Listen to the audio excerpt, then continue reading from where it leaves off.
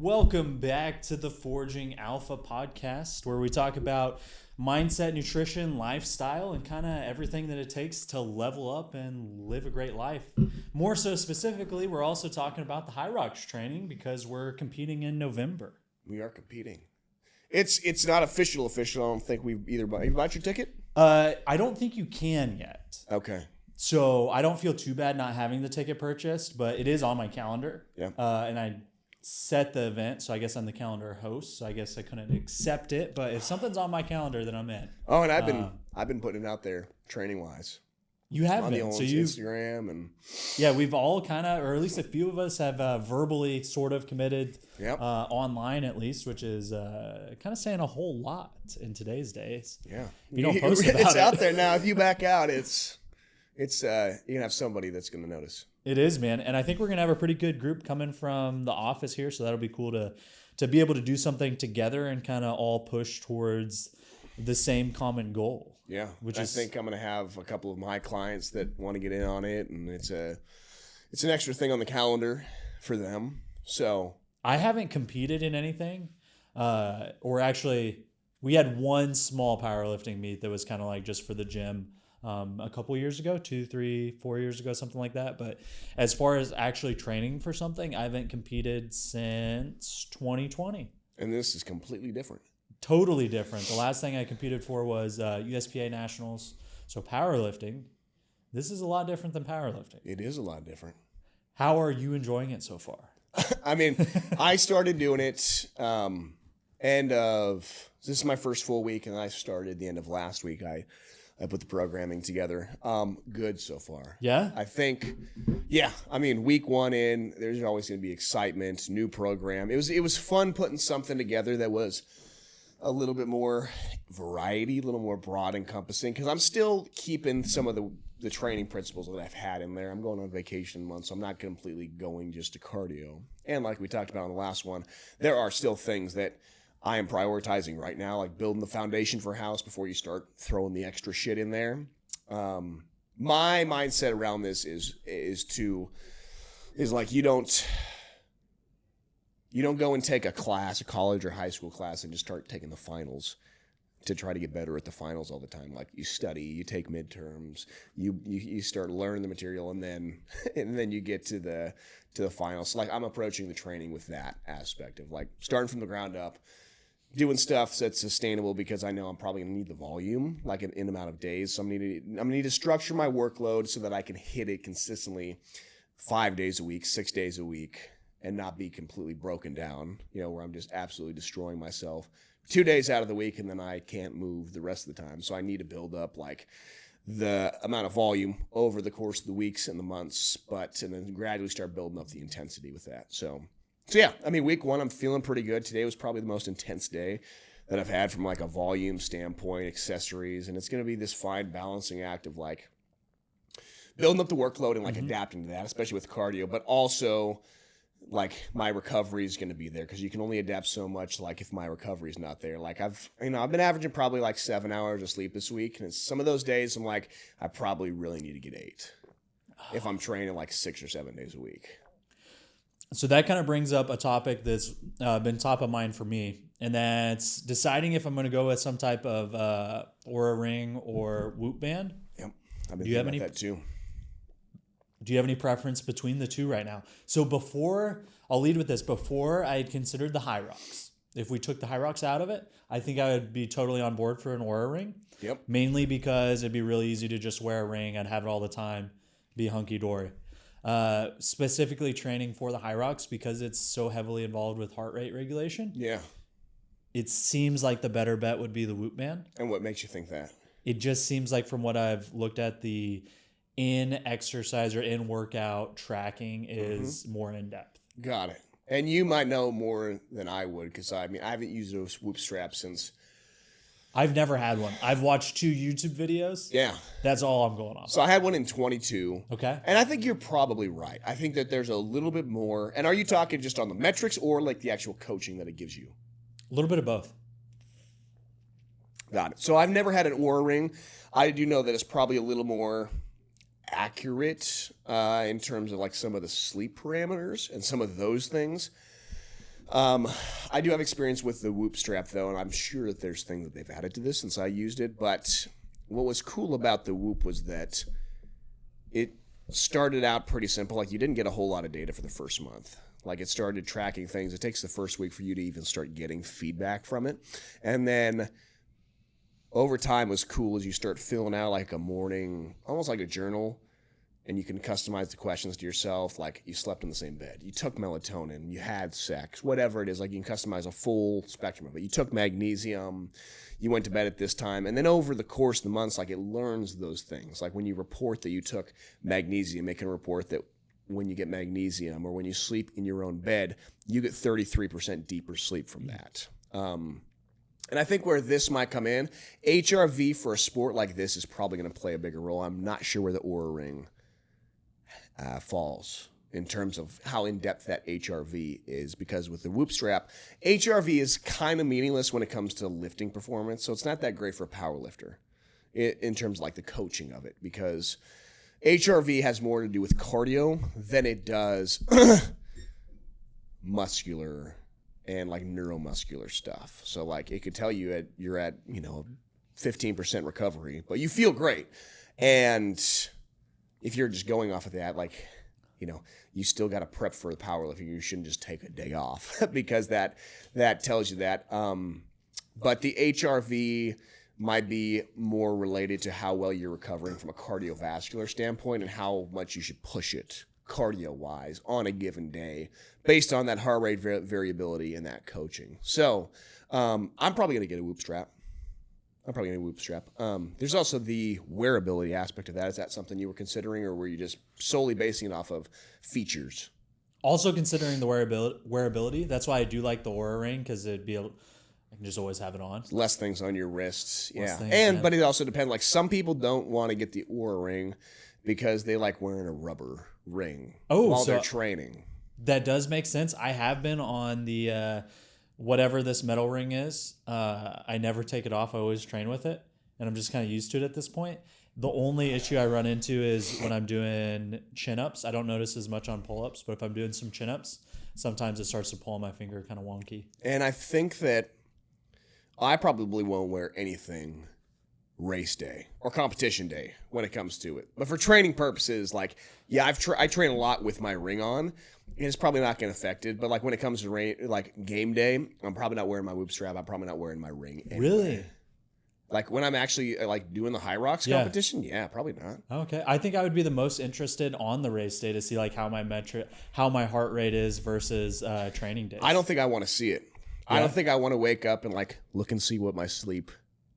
I see what you mean. Like and almost like I don't want to it's like it's go time, it's game day.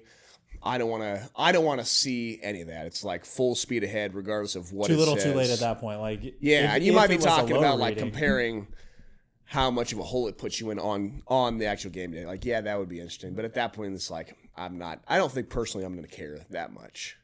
So I think I'm more so picturing it from like looking at after the fact, like looking at your race data and like being able to see what your heart rate was doing. Being able to see, for like future events, I'm imagining. Yeah, not so much like looking before the race. Yep. Which I guess you would either need to just not look at the app, or maybe is it like something that you're looking at in the morning to see how did I sleep last night? Like, how do you typically use it? So that's one thing. Okay. And then, you'll get feedback from like the exercise that you did. Like it'll show your heart rate variability, where your heart rate was peaking. Like you can set it up to then like on your phone on the app, like we're going through workout. It actually ends up, I think at first you start self-reporting it, but then it starts picking up when you do certain motions. This was the creepy thing with the Whoop strap, is that it got to the point of being able to tell me what training I was doing. So it could tell like when I was doing, when I was on a kayak rowing. Wow. I hadn't played baseball or like gone out and taken swings since I had the Whoop strap.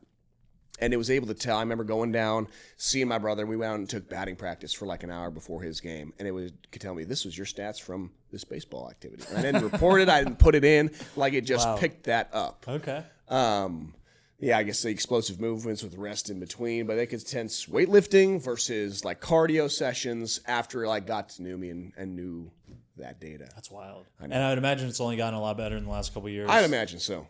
I'd imagine so. So the other thing too is like, do you want it long term? Do you want it just for that? Like you do a subscription for the Whoop versus the Aura Ring. Like you buy it, you've got the data. Maybe they have a subscription piece of that, but also like that's a cool thing with the Aura is like you've just got the Aura Ring, right? Does Lauren like is it a subscription thing or is like once you've got it, you've got it? So she seems to say that it's just a once you get it, you got it thing. But I do think there's some type of subscription So you at least can get. yeah, Yeah, I saw something when I was comparing the couple of them. yeah, yep. But yeah, I'm probably gonna. I think a Whoop strap looks cooler. Yeah. I mean, yeah. I guess it's just the clout, the workout clout. You're an athlete now when you got a Whoop strap on. That's true. It's like from the Fitbit days. Did you have a Fitbit? I never had a Fitbit. I did have a Fitbit. I didn't get a lot out of it. In hindsight. Were you not like, you probably weren't looking at your sleep or your steps at that point. No, I really wasn't. Yeah. So I migrated over to just using a Garmin because, I mean, it does most of what I need.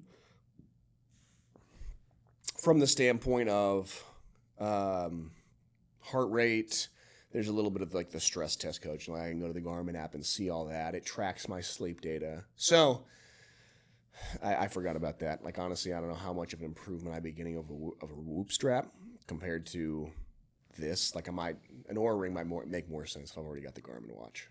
Something to think about, man. Something to think about. Here we are.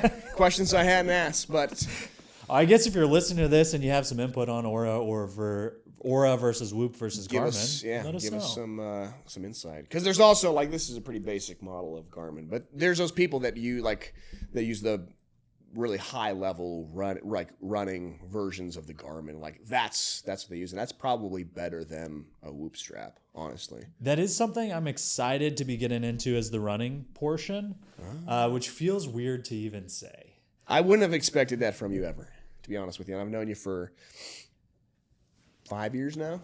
Like 6 now, but yeah. No, you're probably right with 5. We didn't meet in 2019. We would have met in 2020. 2020. Yeah, you're right. Back in the day, way back in the day, I was a track guy. So the furthest I would run was the 4x4. And I didn't enjoy it, but I could run a 400 pretty well. Yeah. But I never did much further than that. When I was in 8th grade, I was into running for a while when I was going through my trying to get in better shape phase. And I think the furthest I ever ran was like 10 miles. Yep. But I've never like trained consistently to run. So I'm excited for that. And I did a lot. I never ran to run. Yeah. Ran to run. We'll be verbally correct here. But I was in really good shape my senior year of college. Okay. Yeah, it was by far the best shape I was in. Like, I was probably the 6th fastest guy on a team of 30 plus guys, and then I was also like pretty dang strong. Like I could do 40 reps of 430 pounds on deadlifts within like 10 minutes and bust out like 4 sets of 10. So I was pretty strong. It was pretty fast, and like running wise, like I was in pretty good shape. So for me, it's like I have not been running any substantial amount since 2018. So I've got 7 years of kind of backtracking to not reverse that, but like get back to somewhere on par with that level. So, and I've had a torn hip labrum since then. I've still got a torn quad on that leg that always was there, like in terms of, like I always noticed myself, like I never really ran a straight line. Really? Yeah. Like I started, like that leg is always just weaker because there's like a muscle that should be attached down there that's now attached up here that imbalance wise always just kind of took me off par. So definitely feeling the best that it has since I tore that labrum in 22. Like there's some bad periods there where I really wasn't walking a few years ago, and I kind of completely went from away from running for a couple of years. Like 22, 23, didn't run at all. Barely did legs at all, just because I couldn't. Like I was pretty much, I needed crutches. You were just trying to get about 6 around. months. I was just trying to get around. I should have probably gotten surgery, but I didn't. So, honestly, like looking back, like being able to run now, I've done 2 runs this week. It feels good. And I think like I want to give myself these 6 months to really like do it right, give myself consistency with all types of volume, make sure I'm hitting accessories so that I'm also keeping those things strong. I'm doing my mobility, my joints, my tendons are like able to handle it so that like that torn labrum doesn't start acting up and then I've got to adjust or I can't train as hard. So I'm really trying to stay on top of that. It's been interesting this past week too. Like I've been more cognizant about my diet, my supplementation timing, my sleep, like making sure like I'm, doing more stretching, making sure I'm getting in the sauna. Like I've been getting in the sauna every single night before going to bed. So it's just funny, like the trickle down effect of putting this in the calendar. And for me, that's always something that it just sets a domino for everything else up. Because I know this is coming up and I really like optimizing for when I've got shit on the calendar. It's almost like a light switch in my head where just like all my head needs is like a reason to do something. And then it's like, oh yeah, we can do that. Like, you know we'll what it is, now. and it really hit me this past week, and we were doing that retreat. So I just got back from Arizona doing a retreat with my buddy AJ, who owns a couple businesses, but we did a retreat for coaches. And the biggest thing that I took away from that was he was talking about like the pain threshold. Like in order to continue making progress or taking action, like there's got to be pain involved. And most of us on the emotional curve, and most people, why they also don't succeed, especially when we start talking about fitness and nutrition, most human beings operate either from a really high standpoint, which is like passive, right? Like kind of throwing stuff off. It's not important right now. It's the holidays. It's summer. We talk about business standpoint, like we get comfortable in a situation. We're operating from this high emotional state. So we stop doing what got us there. We kind of slack off of things. We're just passive. And then we usually operate from completely down here, where it's like panic mode. So we're usually between way up here with passive mode, and then it brings us all the way down here to panic mode, where there's a lot of pain down here, not enough pain up here, and we're not operating right in the middle, which is where we need to be, and where the most successful people end up staying, which is based on logic, based on facts, with just enough pain to keep you rolling. And so like that kind of hit me with even like fitness and nutrition, how I apply that to my clients of like, man, like that's the magic sauce. When people start slacking off, it's usually because like that pain is just not high enough. People don't end up becoming clients, or they don't end up making the changes they need because like the pain isn't strong enough for them to do it. And so you can either wait to get all the way down here from a health scare, your business is going downhill, big life event happens, you go to the doctor and there's a bad report where it's panic mode, and then you're like doing things you wouldn't normally do, like the 7-day-a-week workout programs, the binge diets. You're doing crazy stuff because you're operating out of that high emotional spot, and then it's just back and forth. Versus if you're way up here, you need to create some pain to get back to the middle to keep you growing, progressing, and taking action. But then when you're down here at that super high pain point, like you got to take a step back. Look at like the long-term picture of not needing to do everything right here, right now. Breathe and like have a long-term game plan focus versus a 30-day just balls to the walls of whatever it is, business, sprint, or not sleeping for 3 weeks trying to accomplish something, or a binge diet. And I feel like that for you, and it's the same thing for me, like putting this event on the calendar is just enough pain. I almost think that when you're like creating this, it's also like pressure. Like pain kind of correlates to that bottom, really low spot. This is also like, it's like pressure. There's a little bit of pain there because there's like the pain of if we don't do this, we're going to show up and embarrass ourselves and we're not going to be prepared. But it's also just like more applying pressure. Yeah, it gives urgency to it and gives a constraint, because otherwise it could just be something that's pushed off until tomorrow or until whenever someday comes to the calendar. And it turns out that's not going to happen. So yeah, we can say that we're going to start working on mobility and changing up our movements and getting some more cardio in there. But if you actually put something on the calendar, then it makes it real. Yeah. If you're the type of person that's going to follow through with that. And I never thought about it like in that way. And we talked about it honestly on the last podcast about you got to back yourself into a corner and you'll end up figuring it out. But it's literally just, you got to create a little bit of pain in your life. And I mean, that's literally it. And so like most human beings operate out of pain. It can be too much pain. It can be just enough pain. But like we make decisions and we take action completely based on pain. Like you look at people's buying decisions, right? Like people buy Lambos or whatever it is from a pain point of, like inadequacy or making themselves feel better, or like a status thing, right? Like maybe they came from nothing, so there's like a pain point with that. But it's all somewhat in some way correlated back to like a pain point that we've got. Oh, absolutely. Yeah. And yeah, man. Yeah.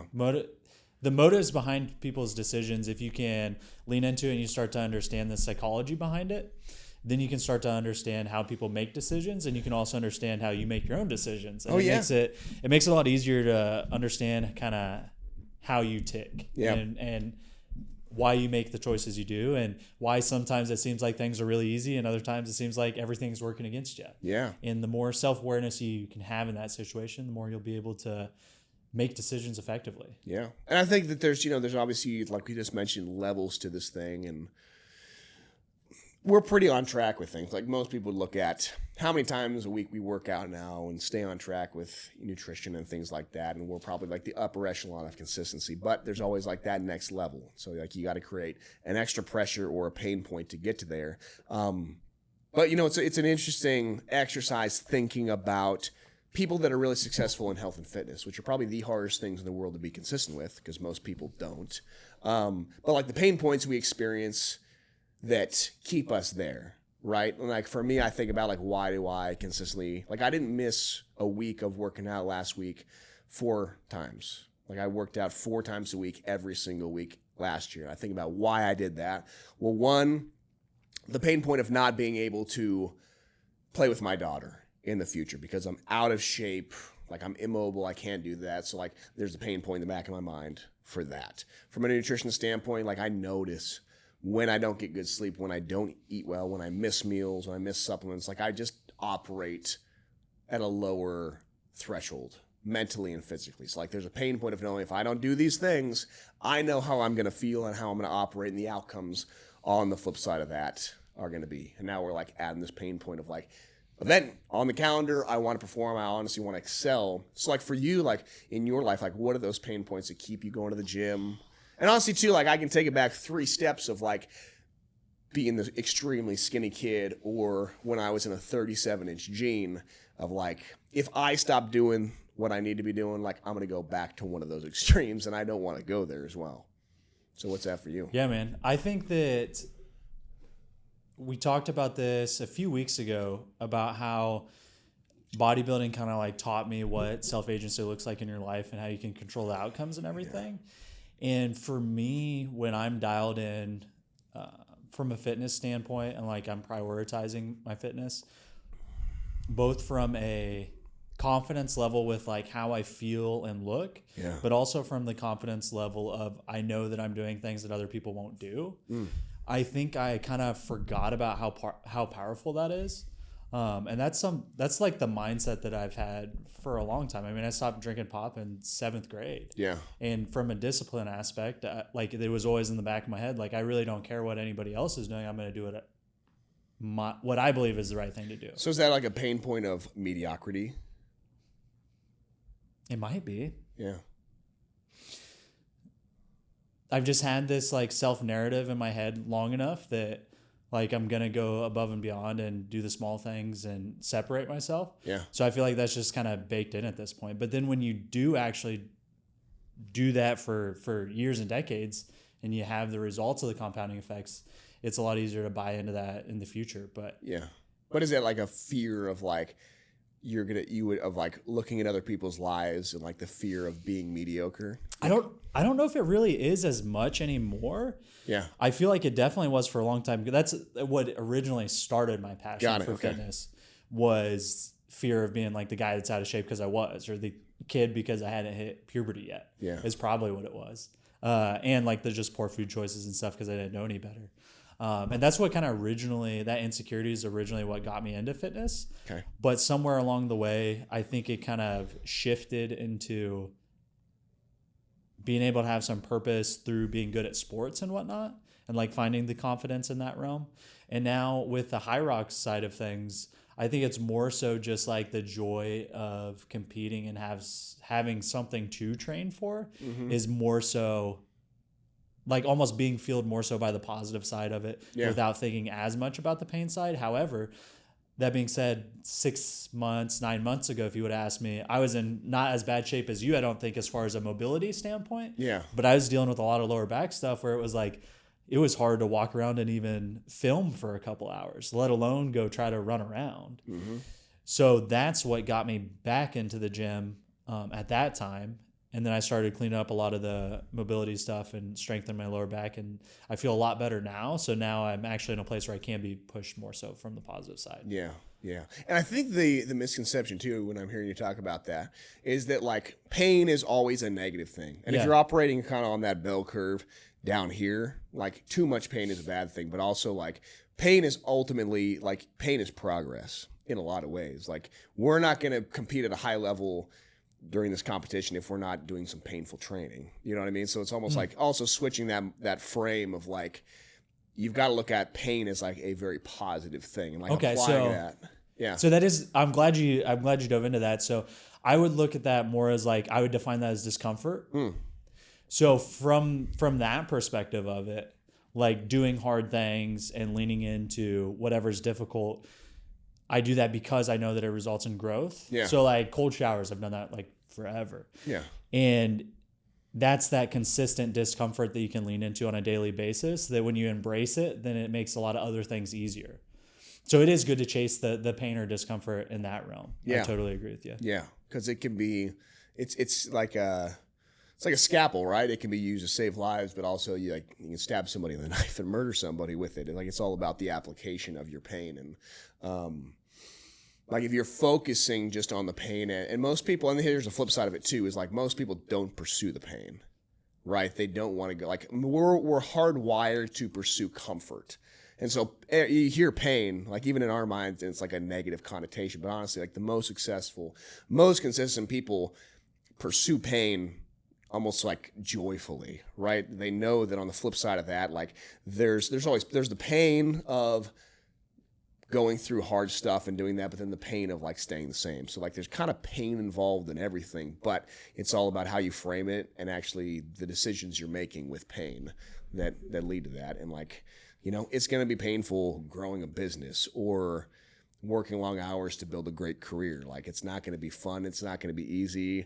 Having a great relationship or marriage is going to be pretty painful. You know, like going to the gym and taking sets to failure or building up cardio is not fun. It's pretty painful. But then on the flip side, like the outcomes that come from that are well worth it.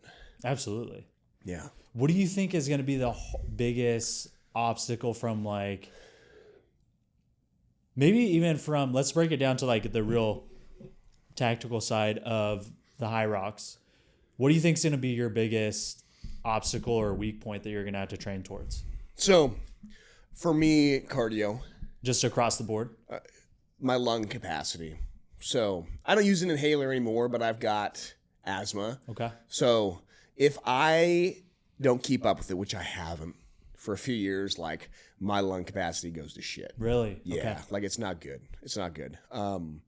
So that's something like I've got to stay up with that, or that capacity goes pretty quickly. So that's why, like for me, I'm not starting out full bore running 5 days a week, but like I had biking sessions where like Tuesday I had a run, zone 2 for 10 minutes, 15 minutes.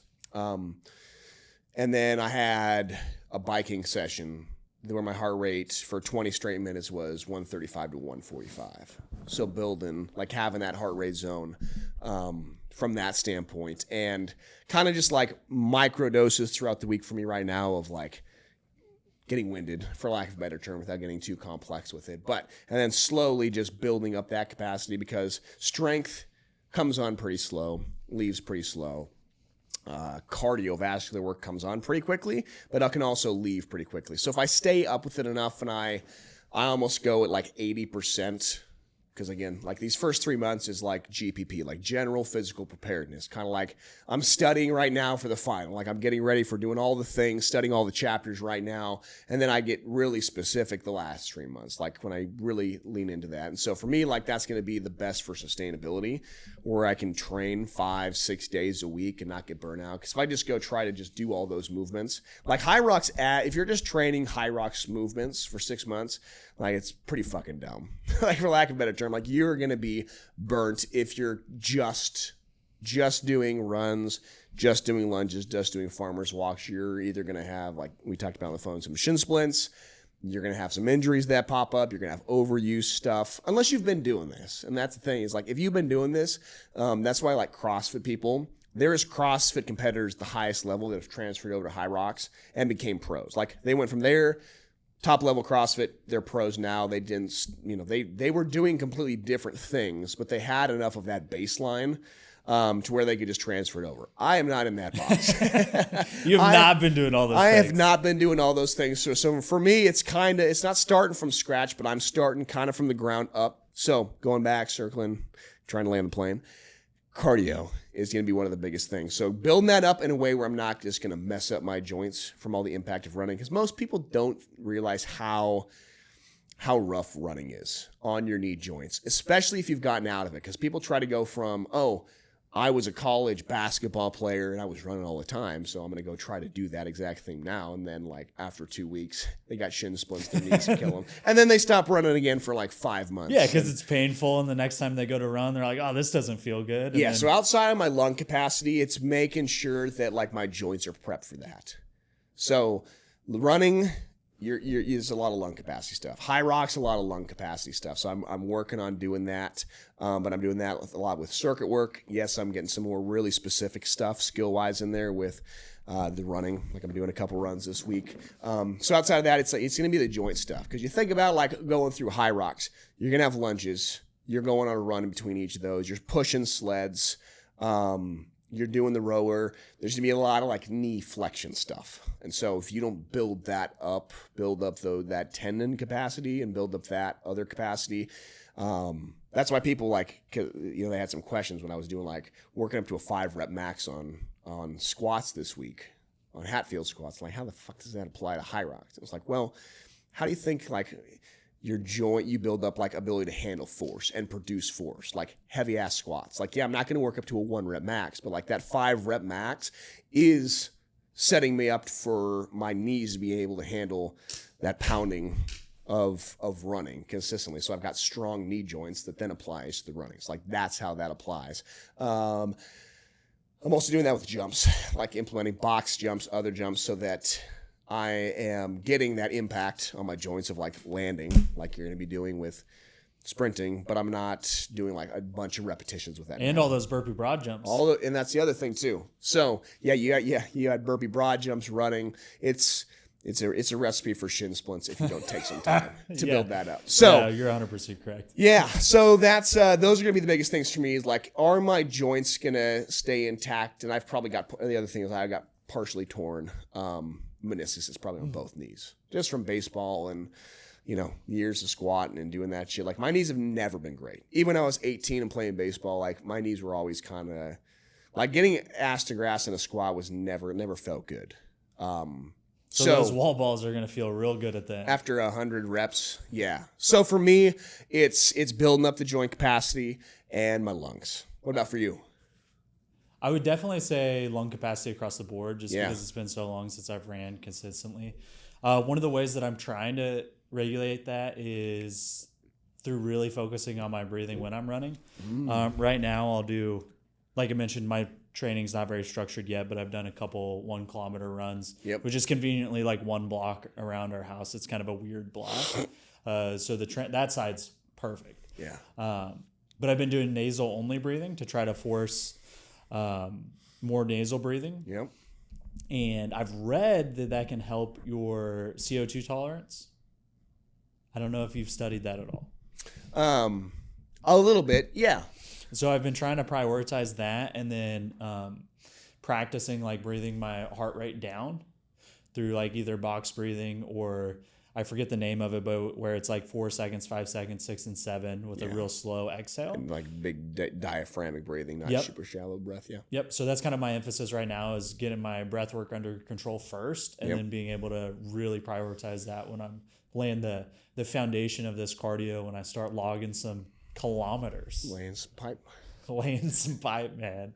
Logging some kilometers, not even miles. I'm going to go full in and call them kilometers. Dude, you're just going to go full metric, aren't you? I think I might.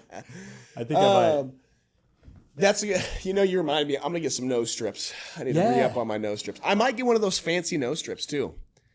Your brother has one, right? He does. Does he like it? He loves it. I'm not gonna lie. When I was running this morning and just nasal breathing, I was snotting all over the place. And I have pretty narrow no airways, and I'm pretty sure I probably broke my nose on a rifle scope when I was younger. So you scoped yourself, huh? Yeah, I don't have great nasal breathing. So nose strips help me, and I think for this event, I might re-up from the Breathe Right strips and get some of the fancy ones. I don't think the Breathe Right would stay on for me. I think I'd start sweating too much. Sweating out, yeah. Because I'll leave it on in the mornings when I'm training in the garage gym, and like I'll like maybe get my walk in, and it'll like start to be kind of peeling up already. Which ones do you use? The clear ones or the fabric? The clear ones. Fabric ones stick on better for me. Okay, maybe I need to give those a shot. Yeah, give the fabric ones a go. The clear ones might be the They sensitive seem like skin they're sticky. Like they're just like stickier. They're not the hard plastic, which can, I feel like, pop off a little bit easier. Okay. They're not as rigid. But I think that those fancier ones with, I guess they're magnets. I think they're magnets. Yeah. Yeah, those would probably be the go, especially on race day. Yeah. Yeah. We'll get into more of the other aspects of, the training and stuff. But I think this is going to be a fun thing for me from the nutrition and supplement aspect too. Just having a different goal. Because like I did powerlifting for a while, and the nutrition just doesn't matter as much. Like it still does, of course, but it matters a lot more on something like a high rocks. Something that's endurance based. Yeah, for sure. I mean, just a different focus. We've talked about like that triangle of awareness with body composition, health, and performance, and like this is performance.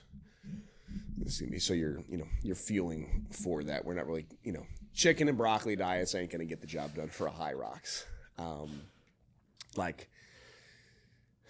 Yeah. So I mean, the carb strategies, the electrolytes, all that just is magnified for something like this. Like if you don't feel effectively and you go into a high rocks competition, unless you're just that person who's been doing CrossFit at an elite level, or you're an elite level Olympic swimmer. Like there are some people that have been doing this for so long or built up that capacity that they can show up and they don't need food and they've adapted to that. But like, unless you've, again, been doing it and you've adapted your system, like a lot of military guys, they can operate for days off of zero food. Unless you've done that, you're probably going to hit a wall. So, you mentioned lung capacity. There are certain things that I'm going to be putting in place for that. So one, like cordyceps mushrooms, directly increase oxygen utilization, like increase oxygen in the bloodstream. So that'll be something that'll be implementing for me. Yeah. So there's one, it's called Peak O2, oxygen. So that's something I've put in place for most of my athletes, especially once they get in season, baseball, basketball, football players. So that will be something I will be hopping back on, which it's a mushroom blend of like lion's mane mushrooms, cordyceps, turkey tail. So there'll be some fun things I'll be putting in place for that. That'll be exciting. Yeah. I do think at some point I'm going to do some type of high rock sim pretty soon, just so I can get a ballpark idea of what I'm even getting into. Because I don't know what it is, but right now in my head, I must just be totally underestimating it. Or maybe not. Maybe that's a good thing. I hope so. But I'm going to do some type of sim to get probably not the whole thing. I don't think that would be a great idea, but maybe like half of it. Yeah. Something to get a ballpark at least. It's going to be a fun time, though. It's going to be, it'll be a good time regardless, because, in my mind, and I think that for better or for worse, like, I want to show up and win. Yeah. So I'm like looking at this as not like, let's go run a turkey trot race. Like, yeah. I want to fucking win. Yeah, I can't go into this. If we were just showing up to do it, I feel like, well, I could do that this weekend. No. So I'm like thinking about like the long term, but the nice thing about that is like you could show up and do. Is there a cutoff time for this? Probably. I would imagine. So there's people that show up and do this, and they just want to get through it and enjoy it. Yeah. That's not me. No, I can't do that. No. So, it's maybe a negative thing, but like I want to put myself in the best position to like be competitive. And so it's like for me, starting with this focus now, just gives me like that satisfaction of like I'm giving myself enough bandwidth so that I'm not getting 3 months out and it's like, shit, time to scramble. Time I to should have really been get on doing top this of a it. few months ago. Yeah, yeah. Especially taking advantage of the good weather, getting the runs in before it really gets hot, even like when the summer comes, like, training in some tough environments when it's humid outside and doing the cardio out there. Because by November, we'll probably still have some decent weather. I mean, most of the years I'm still going camping in November outside in the That's tents. true. We'll be able to get outside and get some runs in. Yeah. But then again, you never know if like October hits and there's snow and then we're training inside most of the time. Totally possible. Totally possible. You never know. But like now through September and taking advantage of like getting some outside stuff, even though it's not going to be outside, but training in some of those elements I feel like makes you I like training outside. We used to do, I kind of forgot about this, in probably freshman or sophomore year of high school, we had the Clay Center Fitness Club, which was a website where we blogged about our cold showers that we were doing. We were doing a 30-day cold shower challenge. But every Thursday, myself, Danny, and Colbin would do a 5K football Thursday or whatever we called it. But essentially what it was is you run a 5K, and the whole time that you run the 5K, we're playing catch with the football. Nice. You drop the football, you got 10 push-ups. I was thinking about this as well, like when we get together for some of our Saturday or even the evening workouts, but like making the running fun. Yes. Before we get into that, like we should go out and run some routes with football. I agree. We should go play some ultimate frisbee and like build that up before we just start running around a track. Like, that's a good point. Boring. Yeah. That's a really good point. Yeah. Might as well have some fun with it. I Might like as the run. well. I like the running around the track as well, but we could also be tossing football. Yeah. I like it. I'm at a point too, maybe you're at this point too, where like I just feel good after the runs. Like the 2 runs that I've had this week, I just feel great after them. And I feel energized too. Yeah. What I'm going to get in the habit of doing, and this will start to be more structured, but even just the other day when I added the rower and the skier to the gym, I hopped on there and I just rode 500 on each. So it took less than 5 minutes. Yep. And was such an awesome way to like kind of reset after staring at a computer all day. Yeah. So that's one of the benefits of a home gym is being able to do more smaller workouts. So I'm definitely going to incorporate this. If nothing else, just because I like doing it and it's fun. So if I want to go outside and do some wall balls for a while, I'll go outside and do some wall balls for a while. Yeah. Break it up. I feel like once you get to a certain point, you're no longer involved with athletics. Like if you don't actively pursue that, like you're not in a frisbee league or you're not playing slow pitch softball or flag football, like at some point, man, you just got to start getting the cardio back in. Like I forgot how good I feel after doing it because I was just doing all cardio all the time as a college athlete for years, so it was just built in. I didn't think about doing any extra cardio because like I was out there at 3 and 4 hour practices every single day, 6 days a week. So like the cardio was already built in, the sprints. And sometimes I'm like, man, like now that I do these runs, I'm like, man, like, I probably felt a lot better back when I was doing a lot more cardio. 100%. You just had more energy. You're moving around. You felt lighter on your feet. You feel like an athlete. Yeah. And if you are somebody that was an athlete, you probably remember what that feels like. Mm-hmm. It does come back. Like I remember the year and a half or whatever ago where I was dealing with my back pain, and I thought about like, man, I couldn't even imagine like just running around or jumping into the back of the truck. But when you start doing it and you prioritize those real weak muscle groups and get some of those fixed, it does come back faster than you'd think. Yeah, and honestly, like I felt good this week I've trained every single day. So just like the lower body aspect of keeping everything moving, like I feel like my joints are a little more lubricated, and it's the best I've felt in a while. You're reminding your body what it's like to move around. Right. So yeah, and it's completely different from just getting 10,000 steps in, which there's going to be periods of life where like that is your priority and that's your goal. And for me, it's like we're going kind of back the opposite direction. Like I'm still going to be keeping a lot of things in there because we can. Like, I'm not going to stop doing hack squats and pendulum squats or bench press, but it's just going to be fitting that into the big scheme. I'm definitely going to still be doing cable flies and bicep curls. Yep. Because here's the thing, too. People think about those things as not being functional, right? Like, oh, like, why aren't you training movements? Why are you training muscles? But it's like, it's injury prevention. Yeah. Like, bodybuilding is very functional because if you, again, we go back to like building up capacities, joint capacities, but also tendons and ligaments. You're going to be much less likely to tear your pec on a burpee if your chest is strong from doing bench press and chest fly. So it's like you got to train muscles to some extent to do that. I did 3 sets of calf raises to failure today because like that is the best thing for bulletproofing my Achilles heel as I start implementing more running volume in. So okay, that's where the accessories and the bodybuilding work is in the best programs for the best athletes. Like I programmed for 3 college baseball teams.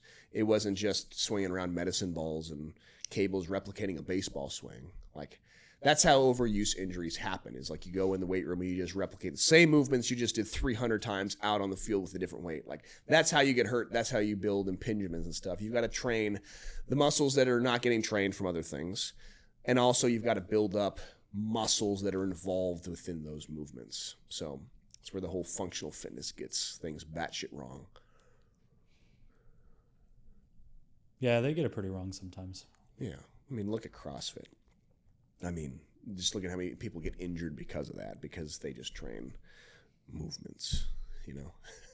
And I'm excited to keep the bodybuilding in, so I look extra jacked when we're running those laps. Oh, yeah. And I mean, that's the thing now is like, now is the time to keep that in because you can. And like, I'm never going to completely go away from it. But, you know, that month out from doing the competition, it's going to be a lot more cardiovascular work than it is bicep curls. But like right now, there's going to be bicep curls for the first 4 months of my training. Especially going into the summer. Yeah, especially going into the summer. Got to keep them strong. Those rope pulls are going to be a lot quicker. You got strong biceps. I have never, that is one thing that I don't think I've ever done like a rope pull, sled pull situation. Yeah. So that's definitely one I'll need to work on from a technique standpoint. Yeah. Again, like, you know, questions coming to my program, like, why are we doing chest-supported row machines still? Why are we doing lat pull-downs? Well, you got the rower machine. You got a sled pull. So, I mean, like, if your back and your biceps and your grip are weak, yeah, it's going to be a limiting factor for both of those movements. So, bodybuilding is functional. That'll be the title of this podcast. Bodybuilding is functional. Bodybuilding for high rocks. Maybe that should be our program. That would be a great program. I feel like nobody's talking about that. Bodybuilding for high rocks. That would be a good take that we could have on it. Yeah. We've been talking about having a program on here. Maybe this is how we launch it. High rocks is our lane. We'll come across the finish line and then we'll pimp it at the end.